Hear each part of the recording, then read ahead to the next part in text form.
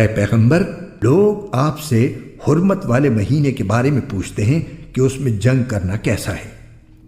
آپ کہہ دیجئے کہ اس میں جنگ کرنا بڑا گناہ ہے، مگر لوگوں کو اللہ کے راستے سے روکنا، اس کے خلاف کفر کی روش اختیار کرنا، مسجد حرام پر بندش لگانا اور اس کے باسیوں کو وہاں سے نکال باہر کرنا اللہ کے نزدیک زیادہ بڑا گناہ ہے، اور فتنہ قتل سے بھی زیادہ سنگین چیز ہے۔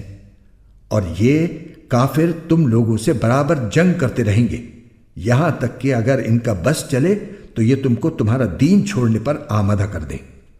اور اگر تم میں سے کوئی شخص اپنا دین چھوڑ دے اور کافر ہونے کی حالت ہی میں مرے تو ایسے لوگوں کے اعمال دنیا اور آخرت دونوں میں اکارت ہو جائیں گے۔